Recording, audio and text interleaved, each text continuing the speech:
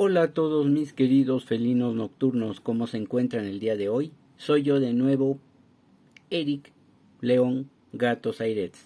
¿De qué vamos a hablar el día de hoy? Vamos a hablar de aquella a la que le llaman la eterna guardiana de los tiempos. Sí, vamos a hablar de la Gran Pirámide de Keops.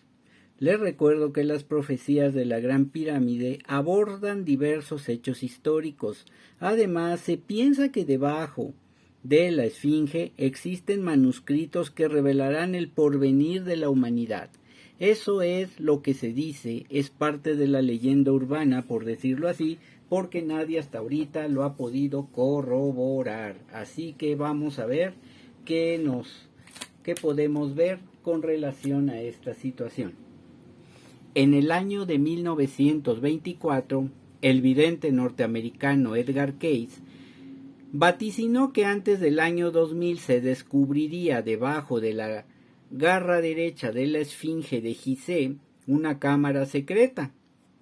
En este recinto es donde se encontrarían guardados todos los conocimientos de los atlantes, los secretos de la construcción tanto de las pirámides como de la Esfinge y diversas profecías acerca de la historia de la humanidad. Durante las investigaciones arqueológicas realizadas en la zona, con radar, ondas electromagnéticas y microgravimetría, se descubrió que debajo de las garras de la Esfinge hay un lugar vacío, el cual, según algunos científicos, podría ser la cámara descrita por Edgar Cayce. ¿Ustedes qué piensan de esto, mis queridos felinos?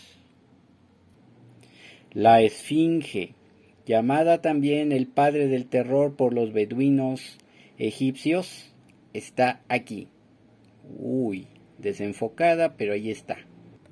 ¿Y ustedes piensan que realmente debajo de la Esfinge puede encontrarse una cámara secreta como la que describió Edgar Cayce, aunque ya dijimos que por mediciones científicas se ha encontrado un hueco entre la pata izquierda de este gran monumento? Pero ¿será? No lo sé. Tenemos que Keops, la gran pirámide de Egipto, alberga en sus ángulos, sus piedras y sus pasajes la historia pasada y futura de la humanidad. Según los piramidólogos, Keops es un colosal libro de piedra en el que los sabios escribieron los derroteros del porvenir ya a punto de tocar a su fin. Bueno, eso dicen ellos. Estos expertos establecen que la unidad de medida utilizada para construir la pirámide fue el codo sagrado, equivalente a la 10.000.000ª parte del radio terrestre, es decir, 0.635660 o 635.660 metros. A partir de esta medida, los piramidólogos realizaron todos los cálculos para encontrar la historia de la humanidad. La entrada de la Gran Pirámide se sitúa en su cara norte. Después de atravesar la puerta se llega a un ancho corredor que corresponde al año 4000 a.C., según los cálculos ya descritos.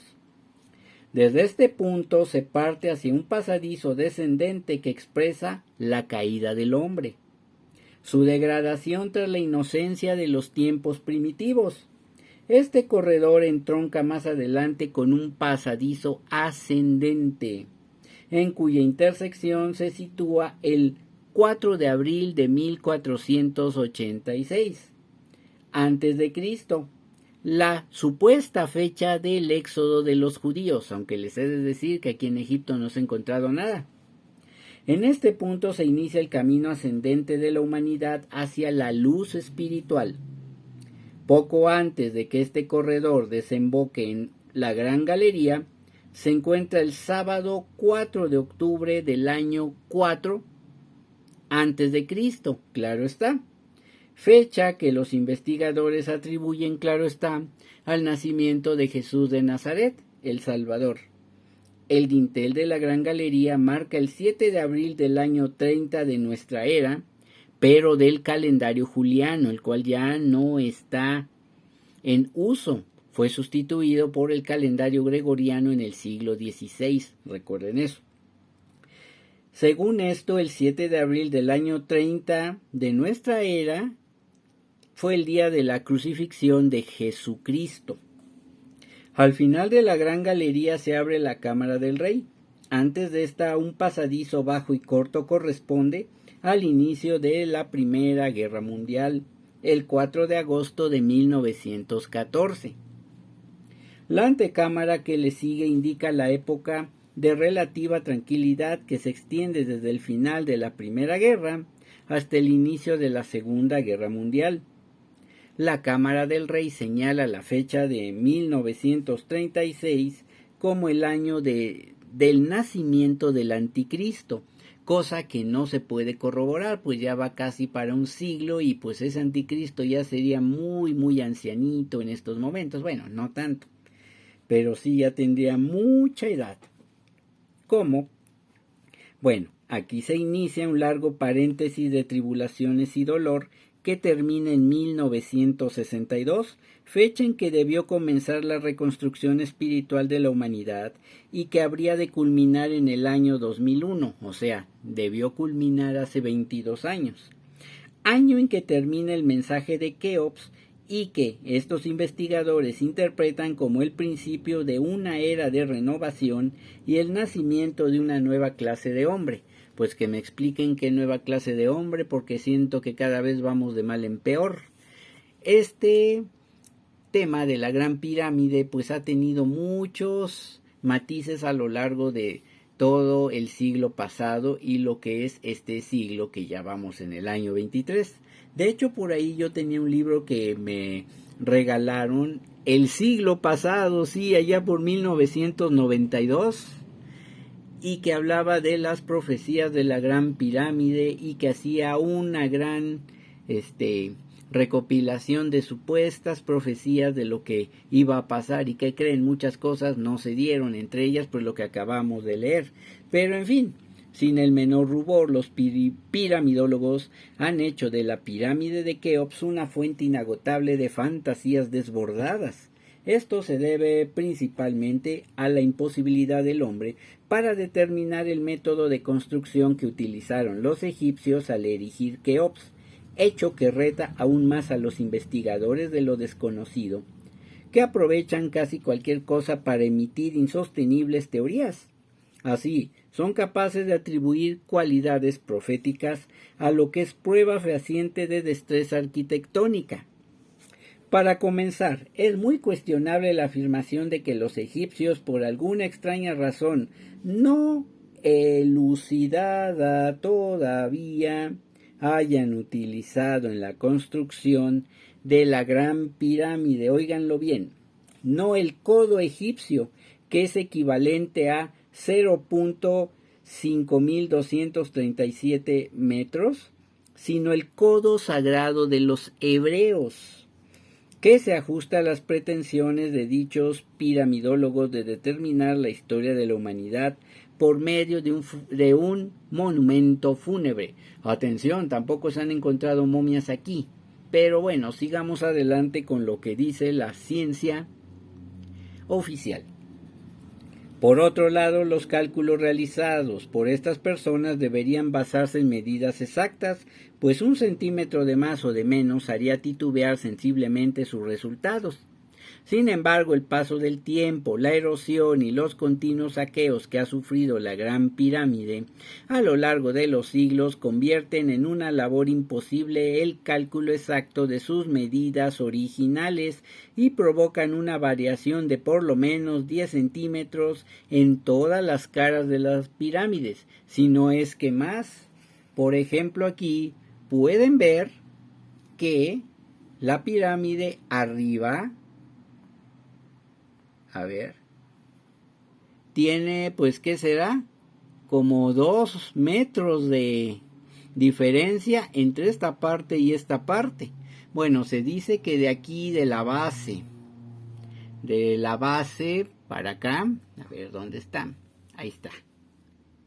De la base, de aquí, acá, bueno, es una cara de la pirámide, mide 230 metros. La pirámide de Teotihuacán mide 225 metros más, metros menos, pues digamos que son prácticamente iguales, pero con distintas dimensiones y medidas, claro está, en cuanto a cómo la construyeron. En fin, ¿cómo ven mis queridos felinos? Bueno, pues sin tomar en cuenta, por supuesto, que la capa original de piedra que revestía el exterior fue robada por el rey árabe Saladino en el siglo XII.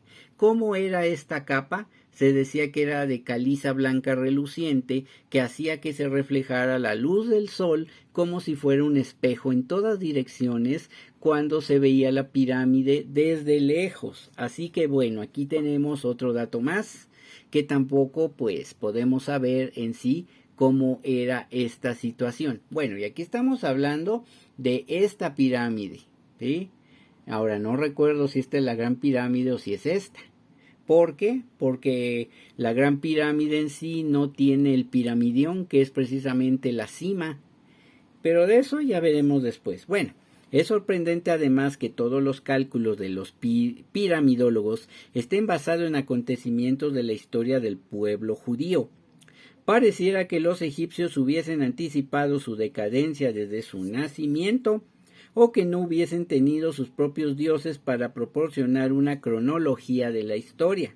Es decir, que en lugar de construir la Gran Pirámide según su propio culto a Osiris, pareciera que lo hicieron con 4000 años de anticipación, según los lineamientos de un culto ajeno. Son notablemente gratuitas las atribuciones, por ejemplo, del año 1936 como el que señala la fecha del nacimiento del anticristo. Para estos momentos, el supuesto anticristo, ¿cuántos años ya debería tener? 87 años de edad y ser un personaje público cuyos desmanes y desórdenes a nivel mundial serían de sobra conocidos. Otros piramidólogos postulan que la fecha del nacimiento del anticristo debía ser entre 30 y 50 años después de 1936, hecho que evidencia la incongruencia sistemática de estas nociones. Más aún, los grandes vacíos históricos que los piramidólogos dejan son asombrosos. Para ellos prácticamente no ocurrió nada entre la muerte de nuestro Señor Jesucristo y la Primera Gran Guerra o Primera Guerra Mundial. No obstante, es difícil dejar de preguntarse ¿cómo es posible que a partir de cálculos tan subjetivos, basados en las dimensiones de la pirámide, no en inscripciones ni jeroglíficos, se haya encontrado la historia entera del mundo en los ángulos de piedra de Keops? Y como les digo, ¿por qué aquí en Teotihuacán o por ejemplo en Chichén Itzá o incluso aquí en la pirámide del metro Pino Suárez no se han encontrado semejantes cálculos también? Por poner un ejemplo. Según algunos piramidólogos, la historia de la humanidad concluirá entre el año 2001 y el 2030. Qué curioso que aquí sí coinciden con el año 2030, que es el supuesto año de el plan 2030 o la Agenda 2030 que tan de moda está ahorita, ¿verdad? Pero bueno, yo creo que aquí ya lo habían copiado hace 20, 30 años, pues esto pues ya tiene bastante tiempo que está de cierta forma organizado. Pero eso vamos a hablar en otra ocasión. Bueno, tras lo cual atravesaremos, según ellos, por una época de paz y orden, que durará miles de años más. Afirmación que no aporta nada al mundo de la profecía y en cambio sí parece ser el resultado de plagios a otras corrientes esotéricas en boga. ¿Y ustedes qué creen, mis queridos felinos nocturnos? Pues aquí sí hay que tener mucho cuidado, porque como les dije, hay muchos libros escritos acerca de esto y en ninguno hallo absolutamente la verdad de todo esto. Bueno, pues hasta aquí vamos a dejar el tema, mis queridos felinos nocturnos. Este fue, pues digámoslo así, la gran guardiana de las eras o la guardiana del tiempo, según las profecías de la Gran Pirámide. Mis queridos felinos nocturnos, les deseo muy buenas noches en este sábado 19 de agosto del año 2023. Que pasen buenas noches. Hasta luego a todos.